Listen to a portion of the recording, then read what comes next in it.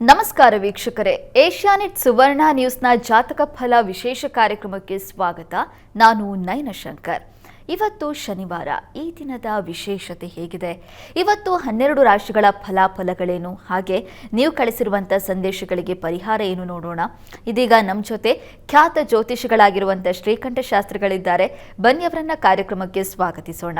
ಶಾಸ್ತ್ರಿಗಳೇ, ಕಾರ್ಯಕ್ರಮಕ್ಕೆ ಸ್ವಾಗತ. ನಮಸ್ಕಾರ. ಶಾಸ್ತ್ರಿಗಳೇ, ಇವತ್ತು ಶನಿವಾರ, ಈ ದಿನದ ವಿಶೇಷತೆ ಮಹತ್ವವನ್ನು ತಿಳಿಸ್ಕೊಡೋದಾದ್ರೆ. ಶ್ರೀ ಗುರುಭ್ಯೋ ನಮಃ. ಹರಿ ಓಂ. ಮೂರ್ತಿತ್ವೇ ಪರಿಕಲ್ಪಿತ ಶಶಿಭೃತೋ ವೃತ್ಮ ಪುನರ್ಜನ್ಮನ ಮಾತ್ಮೇತ್ಯಾತ್ಮವಿಧಾಂ ಕೃತುಶ್ಚೇಯತೆ ತಾಂ ಭರ್ತ ಅಮರ ಜ್ಯೋತಿಷಾಂ ಲೋಕಾನಾಂ ಪ್ರಳಯೋದ್ಭವ ಸ್ಥಿತಿ ವಿಭಶ್ಚಾನೇಕಧಾಯ ಶ್ರಿತೌ ವಾಚನ್ನ ಸದದಾ ತ್ವನೇಕ ಕಿರಣ ತ್ರೈಲೋಕ್ಯ ದೀಪೋರವಹಿ. ಸಮಸ್ತ ವೀಕ್ಷಕರಿಗೆ ಶುಭೋದಯ, ಶುಭ ಬೆಳಗು.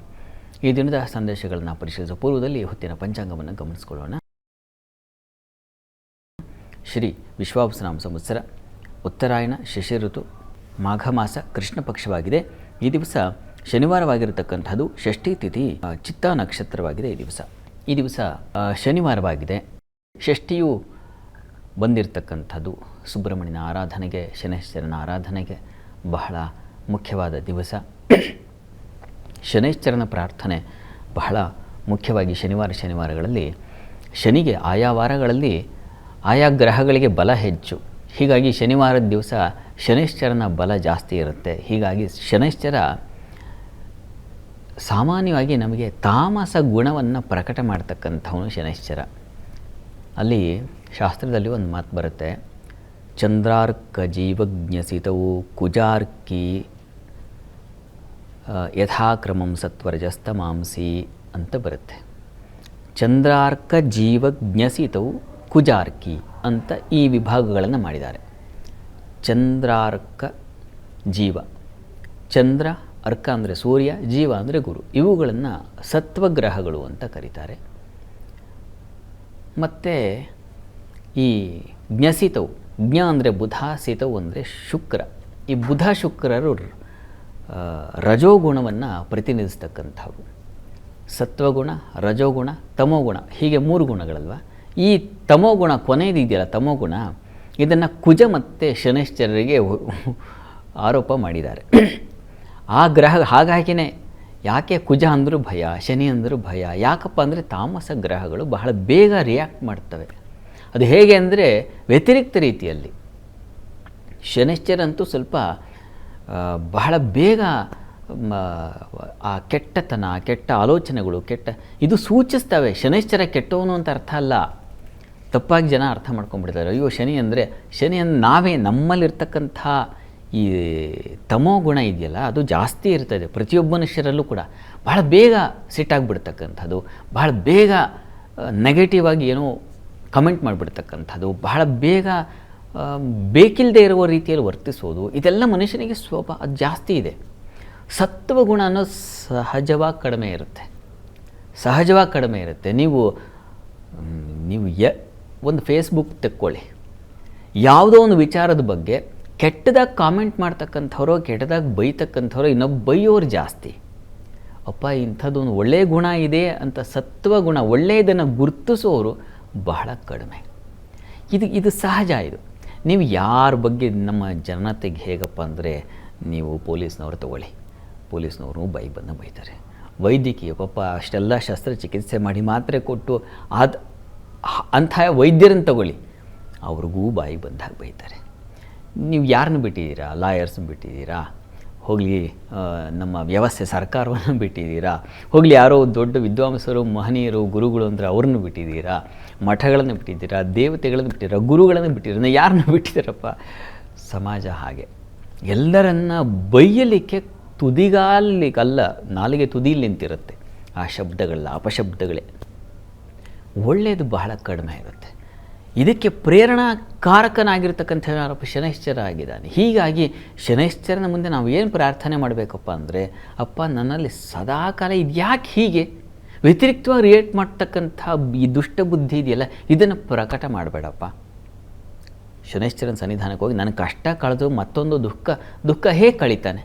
ನಿಮ್ಮಲ್ಲಿ ತಾಮಸ ಗುಣ ಹೆಚ್ಚಾಗಿರುವಾಗ ಯಾರಿಗೆ ಸತ್ವಗುಣ ಹೆಚ್ಚಾಗಿದೆಯೋ ಅವರಲ್ಲಿ ಗುರು, ಚಂದ್ರ, ಸೂರ್ಯ ಇಂಥ ಗ್ರಹಗಳ ಪ್ರಭಾವ ಚೆನ್ನಾಗಿರುತ್ತೆ. ಯಾರಿಗೆ ತಾಮಸ ಅತಿಯಾಗಿ ರಿಯಾಕ್ಟ್ ಮಾಡ್ತಾ ಇದ್ದೀರೋ ಹೀಗೆ ಕೆಟ್ಟದಾಗಿ, ಅವರಿಗೆ ಶನೈಶ್ಚರ ಕಾಡದೆ ಬಿಡ್ತಾನ ಹೇಳಿ ನಿಮಗೆ? ಹೀಗೆ ಶನೈಶ್ಚರ ಮಂದಿರಕ್ಕೆ ಹೋಗಿ ತಾಮಸ ಗುಣವನ್ನು ಪ್ರಕಟ ಮಾಡೋದ್ರಲ್ಲಿ ನೀನು ನಿಸ್ಸೀಮ ಅಪ್ಪ. ಶಾಸ್ತ್ರವೇ ಹೇಳ್ತಾ ಇದೆ, ಈ ಕಾರಣದಿಂದಾಗಿ ನಾನು ನನ್ನಲ್ಲಿರ್ತಕ್ಕಂಥ ತಾಮಸ ಗುಣವನ್ನು ಅಳಿಸಿ ಹಾಕು. ನಾನು ನಿನಗೆ ಮೊದಲನೇ ಪುಷ್ಪ ಸಮರ್ಪಣೆ ಮಾಡ್ತಾಯಿದ್ದೀನಿ, ತಾಮಸದ ಗುಣ ತೆಗೆದುಹಾಕು. ಎರಡನೇ ಪುಷ್ಪ ಸಮರ್ಪಣೆ ಮಾಡ್ತಾಯಿದ್ದೀನಿ, ತಾಮಸ ಗುಣ ತೆಗೆದುಹಾಕು. ಇದನ್ನು ಪ್ರಾರ್ಥನೆ ಮಾಡಬೇಕು ನಾವು ಹೋಗಿ. ನಮ್ಮಲ್ಲಿದೆ, ಶನೈಶ್ಚರನಲ್ಲ ಇರೋದು, ಶನೈಶ್ಚರನಲ್ಲಿ ಮಹಾ ಸಾತ್ವಿಕ ಗುಣ ಇದೆ, ಪ್ರಕಟ ಮಾಡ್ತಾನಷ್ಟೇ. ನಮ್ಮಲ್ಲಿರೋದನ್ನು ಆ ಸಂದರ್ಭವನ್ನು ಈ ಶನಿವಾರ ನೋಡಿ ತುಂಬ ಅತಿಯಾಗಿ ವರ್ತನೆ ಮಾಡ್ತಕ್ಕಂಥ ಸಂದರ್ಭಗಳು, ಸನ್ನಿವೇಶಗಳು ನಿರ್ಮಾಣವಾಗುತ್ತೆ. ಎಂಥವರು ಕೂಡ ಸ್ವಲ್ಪ ಕೆರಳು ಬಿಡ್ತಕ್ಕಂಥದ್ದು, ಜಾರಿ ಬಿದ್ದು ಬಿಡ್ತಕ್ಕಂಥ ಇಂಥ ಸಾಧ್ಯತೆಗಳು. ಹೀಗಾಗಿ ಹಾಗೆ ಮಾಡದಿರು ಅಂತ ಪ್ರಾರ್ಥನೆ ಮಾಡಬೇಕು. ಶನೈಶ್ಚರನ ಬಳಿ ಅಂಥ ಒಂದು ನಿವೇದನೆ ಪ್ರಾರ್ಥನೆ ಮಾಡಿ ನಮ್ಮಲ್ಲಿರುವ ಈ ಕೆಟ್ಟ ಗುಣ, ತಾಮಸ ಗುಣ ಅದು ಹೋಗಲಿ. ಯಾರನ್ನೂ ವೃಥ ಯಾಕ್ರಿ ಬೈಬೇಕು, ಯಾರನ್ನೂ ವೃಥ ಯಾಕೆ ನಿಂದಿಸಬೇಕು? ಅವರವ್ರ ಕೆಲಸದಲ್ಲಿ ಅವರವ್ರು ನಿರತರಾಗಿರ್ತಾರೆ. ನಮ್ಮ ಕೆಲಸ ಏನಪ್ಪ? ನಮಗೆ ಬಂದಿದೆ ಪಾಲಿಗೆ ಭಗವಂತ ಏನಕ್ಕೂ ಇಷ್ಟು ಕೊಟ್ಟಿದ್ದಾನಲ್ಲ, ಇದನ್ನು ಅಚ್ಚುಕಟ್ಟಾಗಿ ಮಾಡಿ ಇದರಿಂದ ಬಂದು ಸಂಪಾದನೆಯಲ್ಲಿ 2 ಹೊತ್ತು ಚೆನ್ನಾಗೂ ಸಮೃದ್ಧವಾಗಿ ದುಡಿಮೆ ಮಾಡ್ಕೊಂಡು ಊಟ ಮಾಡಿ ನಿದ್ರೆ ಮಾಡೋಣ ಅನ್ನೋದು ಜನಕ್ಕೆ ಯಾವಾಗ ಬರುತ್ತೋ ಆ ಶನೈಶ್ಚರ ಅದು ಕೊಡಬೇಕು. ಅಂಥ ಒಳ್ಳೆಯ ಗುಣ ಕೊಡಲಿ ಅಂತ ಹೇಳಿ ಪ್ರಾರ್ಥನೆ ಸಲ್ಲಿಸೋಣ. ಖಂಡಿತವಾಗ್ಲೂ ಶಾಸ್ತ್ರಿಗಳೇ, ಇವತ್ತು ಶನಿವಾರ ನಮ್ಮಲ್ಲಿರುವಂಥ ತಾಮಸ ಗುಣ ಅಥವಾ ಕೆಟ್ಟ ಗುಣಗಳು ಹೋಗಬೇಕು ಅಂದರೆ ಆ ಶನೈಶ್ವರನನ್ನು ಪ್ರಾರ್ಥನೆ ಮಾಡಬೇಕು ಅನ್ನೋದನ್ನು ತಿಳಿಸ್ಕೊಟ್ಟಿದ್ದೀರಾ. ಈಗ ವೀಕ್ಷಕರು ಸಾಕಷ್ಟು ಸಂದೇಶ ಕಳಿಸಿದ್ದಾರೆ, ಅದನ್ನು ನೋಡೋಣ ಶಾಸ್ತ್ರಿಗಳೇ. ಮೊದಲನೇ ಸಂದೇಶವನ್ನು ಬೆಳಗಾವಿಯಿಂದ ಅಮೋಘ್ ಅವರು ಕಳಿಸಿದ್ದಾರೆ. ಅಮೋಘ್ ಅವರ ಜನ್ಮ ದಿನಾಂಕ 20/2/2004. ಹುಟ್ಟಿದ ಸಮಯ ಮಧ್ಯರಾತ್ರಿ 2:20. ಆರೋಗ್ಯ ಹಾಗೆ ಶಿಕ್ಷಣದ ಬಗ್ಗೆ ತಿಳಿಸ್ಕೊಡಿ ಅಂತ ಪ್ರಶ್ನೆ ಕೇಳಿದ್ದಾರೆ ಶಾಸ್ತ್ರಿಗಳೇ. ಅಮೋಘ್ ಅವರ ಪ್ರಶ್ನೆ ಆರೋಗ್ಯ ಮತ್ತು ಶಿಕ್ಷಣಕ್ಕೆ ಸಂಬಂಧಿಸಿದೆ ಅಲ್ವಾ? ಹೌದು ಶಾಸ್ತ್ರಿಗಳೇ. ಜಾತಕ ನೋಡೋಣ. ನೋಡಿ, ತಮ್ಮ ಜಾತಕವನ್ನು ಪರಿಶೀಲಿಸಿದ್ರೆ ಇದು ವೃಶ್ಚಿಕ ಲಗ್ನವಾಗಿದೆ. ಲಗ್ನದಿಂದ ಪಂಚಮ ಸ್ಥಾನದಲ್ಲಿ ಶುಕ್ರನಿದ್ದಾನೆ, ತುಂಬ ಒಳ್ಳೆಯದು. ಮೂಲ ತ್ರಿಕೋಣ ಸ್ಥಾನದಲ್ಲಿ ಶುಕ್ರ ಉಚ್ಚನಾಗಿದ್ದರೆ ಪ್ರತಿಭಾಶಾಲಿಗಳಾಗಿರ್ತಾರೆ, ಕವಿಗಳಾಗಿರ್ತಾರೆ, ಮತ್ತು ಕಾವ್ಯ ಸ್ವಭಾವ ಆ ಗುಣ ಚೆನ್ನಾಗಿರುತ್ತೆ ಅಂತ ಹೇಳುತ್ತೆ. ಶುಕ್ರ ಚೆನ್ನಾಗಿದ್ದರೆ ಶುಕ್ರ ಚೆನ್ನಾಗಿದ್ದಾರೆ. ಮತ್ತು ಪಂಚಮಾಧಿಪತಿ ಕರ್ಮಸ್ಥಾನದಲ್ಲಿ ಅವರು ತುಂಬ ಒಳ್ಳೆಯದು, ಗುರು. ಹೀಗಾಗಿ ಎರಡು ಚೆನ್ನಾಗಿದೆ. ಕರ್ಮಸ್ಥಾನವನ್ನು ರವಿ ವೀಕ್ಷಿಸ್ತಾನೆ, ಗುರುವು ರವಿಯನ್ನು ವೀಕ್ಷಿಸೋದು ತುಂಬ ಒಳ್ಳೆ. ನೀವು ಅಧಿಕಾರಿಗಳಾಗುವ ಸಾಧ್ಯತೆ ಇದೆ ಇವರೇ. ನೀವು ಪ್ರಯತ್ನ ಮಾಡಿ, ಪ್ರಯತ್ನ ಪಟ್ಟರೆ ನಿಜವಾಗ್ಲೂ ಹೇಳ್ತೀನಿ IAS KS ಈ ಸ್ತರದಲ್ಲಿ ನೀವು ಬೆಳೀಲಿಕ್ಕೆ ಅವಕಾಶ ಇದೆ. ಗೊತ್ತಿಲ್ಲ ನಿಮ್ಮ ಗುರಿ ಏನು ಅಂತ. ನಿಮ್ಮ ಜಾತಕದಲ್ಲಿ ಆ ಒಂದು ಅಧಿಕಾರದ ಬಲವನ್ನು ಸೂಚಿಸ್ತಾ ಇದೆ. ಈಗ ಗುರು ದಶೆಯಲ್ಲಿ ಗುರುಭುಕ್ತಿಯೇ ನಡೀತಾ ಇದೆ. ತುಂಬ ಚೆನ್ನಾಗಿದೆ, ಚೆನ್ನಾಗಿರೋ ಕಾಲ, ಚೆನ್ನಾಗಿರಿ ಅಷ್ಟೇ, ಒಳ್ಳೆಯದಾಗಲಿ. ಸರಿ ಶಾಸ್ತ್ರಿಗಳೇ, ಮುಂದಿನ ಸಂದೇಶವನ್ನು ರಾಯಚೂರಿನಿಂದ ರಮೇಶ್ ಅವರು ಕಳಿಸಿದ್ದಾರೆ. ರಮೇಶ್ ಅವರ ಜನ್ಮ ದಿನಾಂಕ 1/10/1978. ಹುಟ್ಟಿದ ಸಮಯ ಬೆಳಗ್ಗೆ 9 ಗಂಟೆ. ಆರೋಗ್ಯ ಹಾಗೆ ಕೆಲಸದ ಬಗ್ಗೆ ತಿಳಿಸ್ಕೊಡಿ ಅಂತ ಪ್ರಶ್ನೆ ಕೇಳಿದ್ದಾರೆ ಶಾಸ್ತ್ರಿಗಳೇ. ರಮೇಶ್ ಅವರ ಪ್ರಶ್ನೆ ಆರೋಗ್ಯ ಮತ್ತು ಕೆಲಸಕ್ಕೆ ಸಂಬಂಧಿಸಿದ್ದಾರೆ. ಹೌದು ಶಾಸ್ತ್ರಿಗಳೇ. ಜಾತಕ ನೋಡೋಣ. ನೋಡಿ, ತಮ್ಮದು ತುಲಾ ಲಗ್ನವಾಗಿದೆ. ಲಗ್ನದ ಅಧಿಪತಿ ಶುಕ್ರ ಲಗ್ನದಲ್ಲೇ ಇರ್ತಕ್ಕಂಥದ್ದು. ತುಲಾ ಲಗ್ನದಲ್ಲಿ ಅದು ಮಾಲವ್ಯ ಯೋಗವನ್ನು ಹೇಳುತ್ತೆ, ತುಂಬ ಒಳ್ಳೆಯದು. ಮತ್ತು ಕರ್ಮಸ್ಥಾನದಲ್ಲೇ ಗುರುವಿದ್ದಾನೆ, ಅದು ಹಂಸಯೋಗವನ್ನು ಹೇಳುತ್ತೆ. ಹೀಗಾಗಿ ಮಾಲವ್ಯ ಯೋಗ, ಹಂಸಯೋಗ ಇದ್ದರೆ ಕೆಲಸದಲ್ಲಿ ಚುರುಕುತನ, ವಿಶೇಷ ಅಧಿಕಾರ ಮತ್ತು ಜಾಣ್ಮೆ ಇರೋದ್ರ ಜೊತೆಗೆ ಶುಕ್ರನಿಂದಾಗಿ ಸೌಖ್ಯವೂ ಇದೆ. ಎರಡನ್ನೂ ಸೂಚಿಸ್ತಾ ಇದೆ ಇವರೇ. ಪ್ರಸ್ತುತ ನಿಮಗೆ ಕಾಲ ಗುರುದಶೆಯಲ್ಲಿ ಈಗ ನಡೀತಾ ಇರತಕ್ಕಂಥದ್ದು ಶುಕ್ರನ ಕಾಲವೇ ನಡೀತಾ ಇದೆ. ತುಂಬ ಚೆನ್ನಾಗಿದೆ ಇವರೇ. ಮೊನ್ನೆ ಅಕ್ಟೋಬರಿಂದ ನಿಮಗೆ ಒಳ್ಳೆಯ ಕಾಲ ಶುರುವಾಗಿದೆ. ಜಾತಕದ ರೀತಿಯಲ್ಲಿ ನಿಮಗೆ ಯಾವುದು ತೊಂದರೆ ಬರಬಾರ್ದು, ತೊಂದರೆ ಇಲ್ಲ ಅನ್ನೋದನ್ನು ಸೂಚಿಸ್ತಾ ಇದೆ. ಯಾಕೆಂದರೆ ತುಂಬ ಚೆನ್ನಾಗಿರೋ ಗ್ರಹಗಳ ಕಾಲದಲ್ಲಿ ಒಳ್ಳೆಯ ಜೀವನ ನಡೆಯುತ್ತೆ. ಹೀಗಾಗಿ ಚೆನ್ನಾಗಿದೆ ಅನ್ನೋದನ್ನೇ ಹೇಳ್ತಾ ಇದೆ. ಅಕಸ್ಮಾತ್ ಕೆಲವೊಮ್ಮೆ ಆಗುತ್ತೆ. ನಾನೇ ಜಾತಕ ಎಷ್ಟೋ ನೋಡಿದ್ದೀನಿ, ತುಂಬ ಚೆನ್ನಾಗಿರೋ ಬಲಿಷ್ಠನಾಗಿರ್ತಕ್ಕಂಥ ಗ್ರಹದ ದಶಾಭುಕ್ತಿ ಕಾಲಗಳಲ್ಲಿ ತುಂಬ ತೊಂದರೆನೂ ಪಡ್ತಾ ಇರ್ತಾರೆ. ಕಾರಣ ಪ್ರಾರಬ್ಧವಶಾತ್. ಅದು ಯಾವುದೋ ಒಂದು ಪ್ರಾರಬ್ಧ ಅದು ಕಳಿಬೇಕಾಗಿದೆ, ಒಳ್ಳೆಯ ಕಾಲ ಏರ್ಪಾಡಾಗಿ ಅದು ಬಂದು ತಟ್ಕೊಳ್ಳೋ ಶಕ್ತಿಯನ್ನು ಕೊಡುತ್ತೆ. ಅದು ಅಷ್ಟೇ. ಚೆನ್ನಾಗಿದೆ ಜಾತಕ, ಆದರೂ ನೋವಿದೆ ಅಂದರೆ ನಿಮಗೆ ತಟ್ಕೊಳ್ಳೋ ಶಕ್ತಿ ಭಗವಂತ ಅಷ್ಟರ ಮಟ್ಟಿಗೆ ಕೊಟ್ಟಿದ್ದಾನೆ ಅಂತ ನಮಸ್ಕಾರ ಮಾಡಬೇಕು ಭಗವಂತನಿಗೆ. ನಿಮ್ಮ ಜಾತಕ ಅಂತೂ ಚೆನ್ನಾಗಿದೆ, ಆತಂಕ ಬೇಡ. ಅಕಸ್ಮಾತ್ ಏನೋ ಕಿರಿಕಿರಿ ಇದೆ ಅಂತ ನಿಮಗೆ ಅನ್ನಿಸ್ತಾ ಇದ್ದರೆ ಮಹಾಲಕ್ಷ್ಮಿ ಸನ್ನಿಧಾನಕ್ಕೆ ಸ್ವಲ್ಪ ತುಪ್ಪ ದಾನ ಮಾಡಿ. ಪ್ರತಿ ಶುಕ್ರವಾರ ಮಾಡ್ತಾ ಬನ್ನಿ, ಅದು ತುಂಬ ಸಹಾಯವಾಗುತ್ತೆ. ಒಳ್ಳೆಯದಾಗಲಿ. ಸರಿ ಶಾಸ್ತ್ರಿಗಳೇ, ಮುಂದಿನ ಸಂದೇಶವನ್ನ ಬೆಂಗಳೂರಿನಿಂದ ಅನಿರುದ್ಧ್ ಅವರು ಕಳಿಸಿದ್ದಾರೆ. ಅನಿರುದ್ಧ್ ಅವರ ಜನ್ಮ ದಿನಾಂಕ 29/12/1990. ಹುಟ್ಟಿದ ಸಮಯ ಬೆಳಗ್ಗೆ 11 ಗಂಟೆ. ಸ್ವಂತ ಬಿಸ್ನೆಸ್ ಅನ್ನ ಮಾಡಬಹುದಾದ್ರೆ ಯಾವ ಕ್ಷೇತ್ರದಲ್ಲಿ ಮಾಡಬಹುದು ತಿಳಿಸ್ಕೊಡಿ, ಜೊತೆಗೆ ಆರೋಗ್ಯ ಹೇಗಿದೆ ತಿಳಿಸ್ಕೊಡಿ ಅಂತ ಪ್ರಶ್ನೆ ಕೇಳಿದ್ದಾರೆ ಶಾಸ್ತ್ರಿಗಳೇ. ಅನಿರುದ್ಧ್ ಅವರ ಪ್ರಶ್ನೆ, ಸ್ವಂತ ಬಿಸ್ನೆಸ್ ಮಾಡಬಹುದಾ, ಯಾವ ಕ್ಷೇತ್ರದಲ್ಲಿ ಮಾಡಬೇಕು? ಹೌದು, ಜೊತೆಗೆ ಆರೋಗ್ಯದ ಬಗ್ಗೆ ಮಾಹಿತಿ ನೋಡೋಣ. ನೋಡಿ, ಇದು ತಮ್ಮದು ಕುಂಭಲಗ್ನವಾಗಿದೆ. ಲಗ್ನದಿಂದ ಚತುರ್ಥ ಸ್ಥಾನ ತುಂಬ ಚೆನ್ನಾಗಿದೆ. ಅಲ್ಲಿ ಚಂದ್ರ ಉಚ್ಚ ಸ್ಥಾನದಲ್ಲಿ ಇರ್ತಕ್ಕಂಥದ್ದು. ಚಂದ್ರನಿಗೆ ತುಂಬ ಬೆಲೆ ಇದೆ. ಎಲ್ಲ ಗ್ರಹಗಳಿಗೂ ಅದರದೇ ಆದ ಬೆಲೆ ಇದೆ. ಅದರದೇ ಆದ ಬೆಲೆ ಅಂದರೆ ಅರ್ಥ ಅದರದೇ ಆದ ಶಕ್ತಿ ಅಂತ. ಗುಣ ಮತ್ತು ಶಕ್ತಿ ಎರಡೂ ಇದೆ. ಚಂದ್ರ ಅಂತೂ ತುಂಬ ಶ್ರೇಷ್ಠ ಗ್ರಹ. ರವಿಯನ್ನು ಬಿಟ್ಟು ಚಂದ್ರನೇ ನಂತರದಲ್ಲಿರ್ತಕ್ಕಂಥವನು. ಅಂಥ ಚಂದ್ರನಿಗೆ ಪಕ್ಷದ ಬಲವೂ ಹಾಗೂ ಸ್ಥಾನ ಬಲವೂ ಇದ್ದಾಗ ತುಂಬ ಹೆಚ್ಚಿನ ಅನುಕೂಲ ಮಾಡುತ್ತೆ. ಚಂದ್ರನಿಗೆ ಅಲ್ಲಿ ಶಾಸ್ತ್ರದಲ್ಲಿ ವರಾಹಮಿರ್ರೆ ಹೇಳ್ತಾರೆ, ಕೃಷಿ ಜಲಜಾಂಗನಾಶ್ರಯಾಶ್ಚ ಅಂತ. ಒಂದೊಂದು ಗ್ರಹಕ್ಕೂ ಒಂದೊಂದು ಹೇಳುವಾಗ ಚಂದ್ರನಿಗೆ ಕೃಷಿ ಜಲ, ನೀರಿಗೆ ಸಂಬಂಧಿಸಿರ್ತಕ್ಕಂಥದ್ದು, ಕೃಷಿಗೆ ಸಂಬಂಧಿಸಿರ್ತಕ್ಕಂಥದ್ದು. ಅಲ್ಲಿ ಚಂದ್ರನ ದಶಾಭುಕ್ತಿ ಕಾಲಗಳನ್ನೇ ವಿವರಿಸುವಾಗ ಇಕ್ಷುಕ್ಷೀರ ವಿಕಾರತನಯ ವಸ್ತ್ರತನಯ, ಕ್ಷೀರ ವಿಕಾರ ವಸ್ತ್ರ ಕುಸುಮ ಅಂತೆಲ್ಲ ಹೇಳುತ್ತೆ. ಹೀಗಾಗಿ ಇಕ್ಷು ಅಂದರೆ ಕಬ್ಬು ಬೆಳೆ ಮಾಡಿದ್ರೆ ನೋಡಿ ತುಂಬ ಚೆನ್ನಾಗಿದೆ. ಅಥವಾ ಕಬ್ಬಿನ ಶುಗರ್ ಕೇಂದು ಬೇಕಾದಷ್ಟು ಏನೇನು ಇದಾವಲ್ಲ ಪ್ರಾಡಕ್ಟ್ಸ್, ಅವುಗಳಿಗೆ ಸಂಬಂಧಿಸಿರ್ತಕ್ಕಂಥದ್ದು ಮಾಡಬಹುದು. ಫುಡ್ ರಿಲೇಟೆಡ್ ಆಗಬಹುದು, ವಸ್ತ್ರ ಬಟ್ಟೆಗೆ ಕ್ಲಾತ್ಸಿಗೆ ಸಂಬಂಧಿಸಿರ್ತಕ್ಕಂಥದ್ದು ಆಗಬಹುದು, ಹೂವಿನ ವ್ಯಾಪಾರ, ಹೂವಿನ ಇಂಪೋರ್ಟು ಎಕ್ಸ್ಪೋರ್ಟು ಇತ್ಯಾದಿ ಏನೇನೋ ಇದೆ, ಅಥವಾ ಡೆಕೋರೇಷನ್, ಇವುಗಳಿಗೆ ಸಂಬಂಧಿಸಿರ್ತಕ್ಕಂಥದ್ದಾಗಬಹುದು. ಅದು ಕೃಷಿ ವಸ್ತುತಃ ಚತುರ್ಥ ಸ್ಥಾನ ಭೂಸ್ಥಾನ. ಹೀಗಾಗಿ ಕೃಷಿನೇ ತುಂಬ ಚೆನ್ನಾಗಿದೆ. ಅಡಿಕೆ, ತೆಂಗು ಇತ್ಯಾದಿ ಆ ರೀತಿಯಲ್ಲಿ ಮುಂದುವರಿಲಿಕ್ಕೆ ಅವಕಾಶ ಇದೆ ಅನ್ನೋದನ್ನು ಹೇಳ್ತಾ ಇದೆ. ಚೆನ್ನಾಗಿದೆ. ಕುಜನೂ ಸೇರಿದ್ದಾನೆ. ಅಗ್ನಿ ಮತ್ತು ಅನ್ನ ಎರಡೂ ಇದೆ ಅಲ್ಲಿ. ಹೀಗಾಗಿ ಹೋಟೆಲ್ ಇಂಡಸ್ಟ್ರಿ ಮಾಡಬಹುದು, ಅದಕ್ಕೆ ಪ್ರವೇಶ ಮಾಡಬಹುದು ತಾವು. ಹೀಗೆ ಪ್ರಯತ್ನ ಮಾಡಬಹುದು ತಾವು. ಅನುಕೂಲ ಇದೆ ಅನ್ನೋದನ್ನು ಹೇಳ್ತಾ ಇದೆ. ಪ್ರಸ್ತುತ ಕಾಲವನ್ನು ನೋಡಿದ್ರೆ ನಿಮಗೆ ರಾಹು ದಶೆಯಲ್ಲಿ ಈಗ ಚಂದ್ರನ ಕಾಲ 18ಕ್ಕೆ ಮುಗಿದೋಗಿದೆ. ಈಗ ಕುಜ ಪ್ರಾರಂಭವಾಗಿದೆ. ಆರೋಗ್ಯದಲ್ಲಿ ಸ್ವಲ್ಪ ವ್ಯತ್ಯಾಸ ಕಾಣ್ತಾ ಇದೆ. ಕಾರಣ ರಾಹು ಬೃಹಸ್ಪತಿ ಸಂಧಿಶಾಂತಿ ಮಾಡಿಸ್ಬೇಕು. ಸಂಧಿಶಾಂತಿ ಕಾಲ ಇದು. ಈ ಕಾರಣದಿಂದ ಮೊದಲು ಫಸ್ಟ್ ಎಲ್ಲ ಪಕ್ಕಕ್ಕಿಟ್ಟು ರಾಹು ಬೃಹಸ್ಪತಿ ಸಂಧಿಶಾಂತಿ ಮಾಡಿಸಿ, ಒಳ್ಳೆಯದಾಗಲಿ. ಸರಿ ಶಾಸ್ತ್ರಿಗಳೇ, ಮುಂದಿನ ಸಂದೇಶವನ್ನು ಮಂಡ್ಯದಿಂದ ಅನುಷಾ ಅವರು ಕಳಿಸಿದ್ದಾರೆ. ಅನುಷಾ ಅವರ ಜನ್ಮ ದಿನಾಂಕ 18/6/1992. ಹುಟ್ಟಿದ ಸಮಯ ಬೆಳಗ್ಗೆ 8 ಗಂಟೆ. ಕೆಲಸದಲ್ಲಿ ತುಂಬ ಕಿರಿಕಿರಿ ಇದೆ, ಹಾಗಾಗಿ ಬೇರೆ ಕೆಲಸ ಸಿಗುತ್ತಾ ತಿಳಿಸ್ಕೊಡಿ ಅಂತ ಪ್ರಶ್ನೆ ಕೇಳಿದ್ದಾರೆ ಶಾಸ್ತ್ರಿಗಳೇ. ಅನುಷಾ ಅವರ ಪ್ರಶ್ನೆ, ಕೆಲಸದಲ್ಲಿ ಕಿರಿಕಿದೆ, ಬೇರೆ ಕೆಲಸ ಪ್ರಯತ್ನ ಮಾಡಬೇಕು ಅಂತಿದ್ದಾರಲ್ವಾ? ಹೌದು ಶಾಸ್ತ್ರಿಗಳೇ. ನೋಡೋಣ. ತಮ್ಮದು ಕರ್ಕಟಕ ಲಗ್ನವಾಗಿದೆ. ಲಗ್ನದಿಂದ ಕರ್ಮಾಧಿಪತಿ ಕರ್ಮಸ್ಥಾನದಲ್ಲೇ ಇದ್ದಾನೆ. ಶನೈಶ್ಚರನೂ ಚೆನ್ನಾಗಿದ್ದಾನೆ. ಶಶಯೋಗ ಮತ್ತು ರುಚಕ ಯೋಗ, 2 ಯೋಗ ಇದೆ ನಿಮಗೂ ಕೂಡ. ಯಾಕೆ ನಿಮಗೆ ತೊಂದರೆ? ನೋಡಿ, ಸ್ವಲ್ಪ ಕಾಲ ಈಗ ನಿಮಗೆ ರಾಹುದಶೆಯಲ್ಲಿ ರವಿ ಭುಕ್ತಿ ನಡೀತಾ ಇದೆ. 29 ಮೇ ಬರಬೇಕಿವರೇ. 2029 ಮೇ ನಂತರ ನಿಮಗೆ ತುಂಬ ಚೆನ್ನಾಗಿದೆ. ಅಲ್ಲಿವರೆಗೂ ನೀವು ಸ್ವಲ್ಪ ತಾಳ್ಮೆಯಿಂದ ಇರಬೇಕು. ಬೇರೆ ಕೆಲಸಕ್ಕೆ ಪ್ರಯತ್ನ ಮಾಡಲ ಅಂತಂದರೆ ಈಗ ಬೇಡ ದಯವಿಟ್ಟು. ಯಾಕೆಂದರೆ ವ್ಯಯದಲ್ಲಿರ್ತಕ್ಕಂಥ ರವಿಯ ಒಂದು ಕಾಲ ನಡೀತಾ ಇದೆ. ತಮಗೆ ಅನುಕೂಲ ಇಲ್ಲ. ಎಲ್ಲಿವರೆಗೂ ಇಲ್ಬಪ್ಪ ಅಂತಂದರೆ ನಿಮಗೆ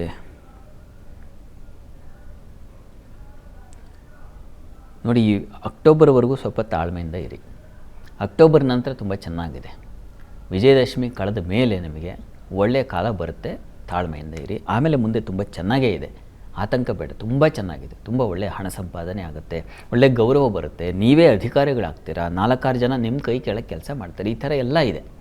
ಆದರೆ ಟೈಮ್ ಸ್ವಲ್ಪ ವೀಕ್ ಇದೆ. ಈಗ ತಾಳ್ಮೆಯಿಂದ ಇರಿ. ಈ ಸದ್ಯಕ್ಕೆ ನೀವೇನು ಮಾಡಬಹುದು ಅಂದರೆ ಈಶ್ವರ ಸನ್ನಿಧಾನಕ್ಕೆ ಪ್ರತಿ ಭಾನುವಾರ ಸ್ವಲ್ಪ ಗೋಧಿ ಸಮರ್ಪಣೆ ಮಾಡಿ.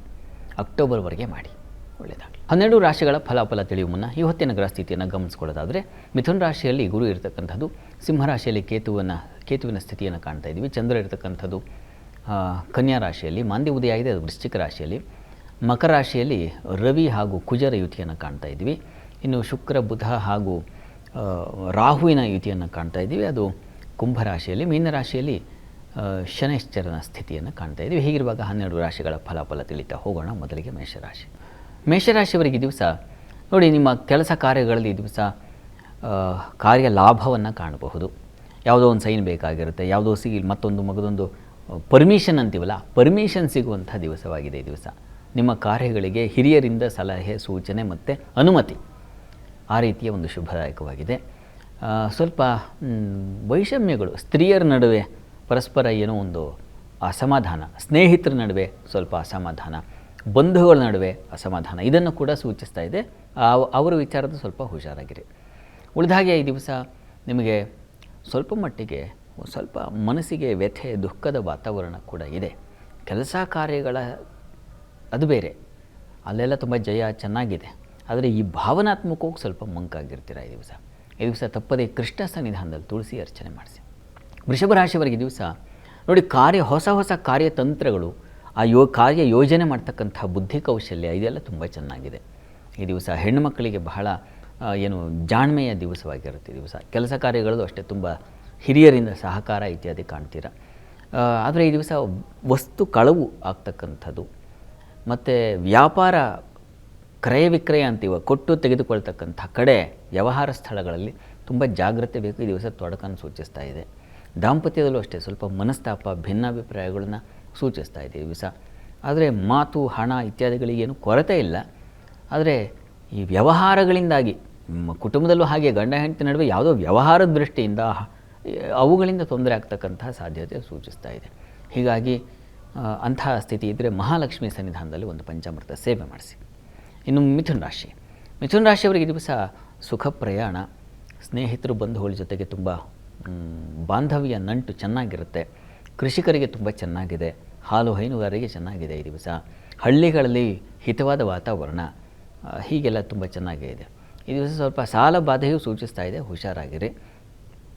ಉಳಿದ ಹಾಗೆ ಕೆಲಸ ಕಾರ್ಯಗಳಲ್ಲೆಲ್ಲ ತುಂಬ ಚೆನ್ನಾಗಿದೆ. ಪ್ರಾರ್ಥನೆಗೆ ಸುಬ್ರಹ್ಮಣ್ಯ ಪ್ರಾರ್ಥನೆ ಮಾಡಿ.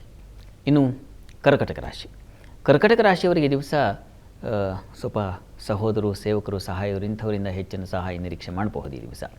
ಅವರಿಂದ ಅನುಕೂಲ ಇದೆ. ಇನ್ನು ಈ ದಿವಸ ನಿಮಗೆ ವ್ಯವಹಾರಗಳದ್ದು ಅಷ್ಟೇ, ಅದರಲ್ಲೂ ಮುಖ್ಯವಾಗಿ ಔಷಧಿಗೆ ಸಂಬಂಧಿಸಿರ್ತಕ್ಕಂಥದ್ದು, ಮೆಡಿಕಲ್ ಫೀಲ್ಡ್ಗೆ ಸಂಬಂಧಿಸಿರ್ತಕ್ಕಂಥದ್ದು, ಹೋಟೆಲ್ಲಿಗೆ ಸಂಬಂಧಿಸಿರ್ತಕ್ಕಂಥದ್ದು, ರಾಜಕಾರಣಿಗಳಿಗೆ ತುಂಬ ಚೆನ್ನಾಗಿದೆ. ಈ ಕ್ಷೇತ್ರಗಳಲ್ಲೆಲ್ಲ ತುಂಬ ಲಾಭ, ಅನುಕೂಲ ಇತ್ಯಾದಿ ಕಾಣ್ತೀರ. ವೃತ್ತಿಯಲ್ಲೂ ಅಷ್ಟೇ ತುಂಬ ಚೆನ್ನಾಗಿದೆ ಈ ದಿವಸ. ಈ ದಿವಸ ನಿಮಗೆ ತೊಡಕೇನಪ್ಪ ಅಂದರೆ ಬುದ್ಧಿ ಸ್ವಲ್ಪ ವ್ಯತ್ಯಾಸ ಆಗಬಹುದು, ಆಲೋಚನಾ ಶಕ್ತಿ ಕಳ್ಕೊಳ್ಳೋ ಸಾಧ್ಯತೆ ಇದೆ. ನೀವು ಕೂಡ ಸುಬ್ರಹ್ಮಣ್ಯ ಪ್ರಾರ್ಥನೆ ಮಾಡಿ. ಇನ್ನು ಸಿಂಹರಾಶಿ, ಸಿಂಹರಾಶಿಯವರಿಗೆ ಈ ದಿವಸ ಕುಟುಂಬ ಸೌಖ್ಯ, ಅನ್ನ ಪಾನ ಸಮೃದ್ಧಿಗಳು, ವಿದ್ಯಾರ್ಥಿಗಳಿಗೆ ತುಂಬ ಚೆನ್ನಾಗಿರ್ತದೆ. ಮತ್ತು ಇದು ಪತ್ರಿಕಾ ರಂಗದಲ್ಲಿ ಇರ್ತಕ್ಕಂಥವ್ರಿಗೆ, ಮಾತಿನ ಸಾಧನ ಆಗಿ ಕೆಲಸ ಮಾಡೋರು, ಯಾರಿಗೆ ಮಾತೇ ಕೆಲಸವಾಗಿದೆಯೋ ನಮ್ಮಂಥವರಿಗೆ ಅನುಕೂಲದ ವಾತಾವರಣ ಸೂಚಿಸ್ತಾ ಇದೆ. ಕೆಲಸ ಕಾರ್ಯಗಳದ್ದು ಅಷ್ಟೇ ತುಂಬ ಚೆನ್ನಾಗಿದೆ ಈ ದಿವಸ. ಏನು ಸ್ವಲ್ಪ ತೊಡಕೇನಪ್ಪ ಅಂದರೆ ಪ್ರಯಾಣದಲ್ಲಿ ಸ್ವಲ್ಪ ತೊಂದರೆ ಆಗಬಹುದು. ಕೃಷಿ ಭೂಮಿ, ನೀರಿನ ಪ್ರದೇಶಗಳು ಇಂಥ ಕಡೆ ಸ್ವಲ್ಪ ತೊಡಕಾಗಬಹುದು, ಸ್ವಲ್ಪ ಹುಷಾರು. ಈ ದಿವಸ ಗ್ರಾಮ ದೇವತಾ ದರ್ಶನ ಮಾಡಿ. ಇನ್ನು ಕನ್ಯಾ ರಾಶಿ, ಕನ್ಯಾ ರಾಶಿಯವರಿಗೆ ದಿವಸ ಲಾಭದಾಯಕ ದಿನ.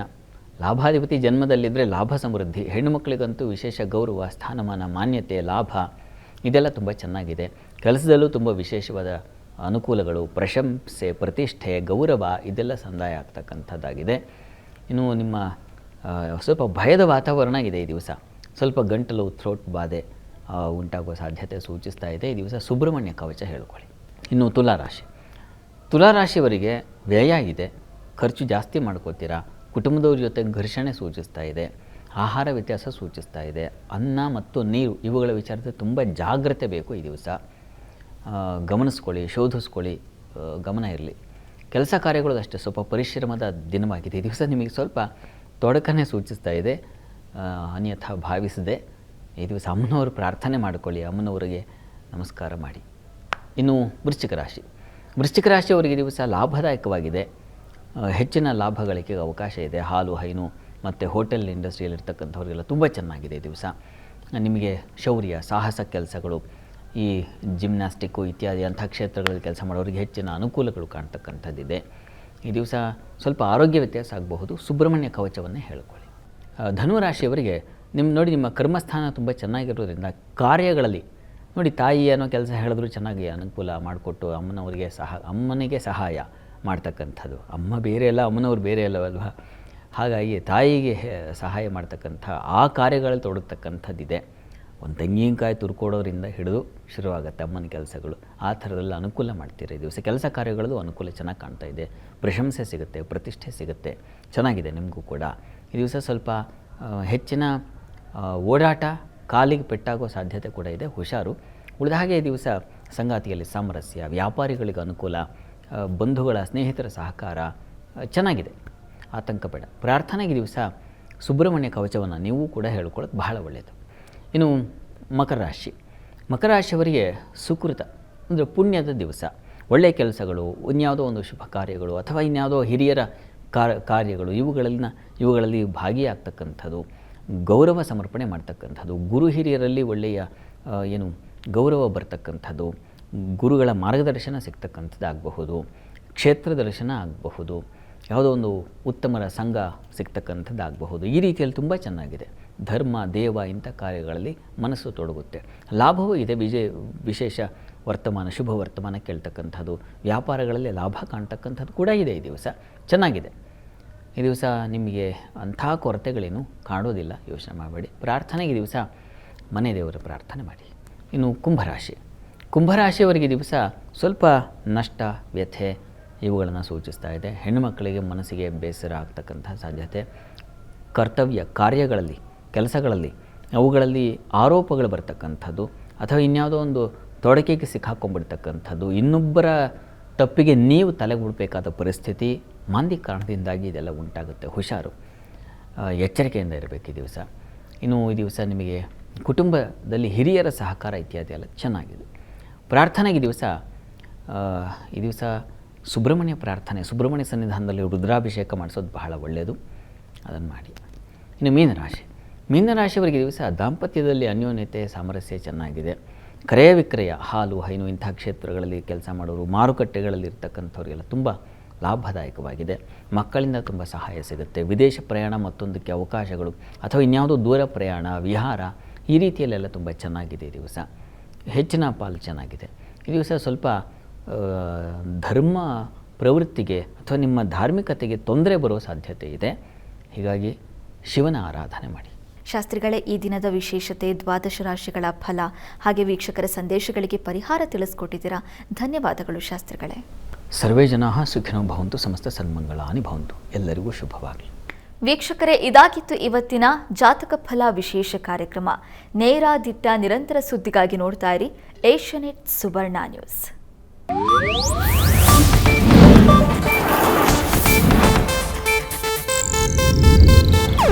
ಇದು ಏಷ್ಯಾನೆಟ್ ನ್ಯೂಸ್ ನೆಟ್ವರ್ಕ್ ಪ್ರಸ್ತುತಿ.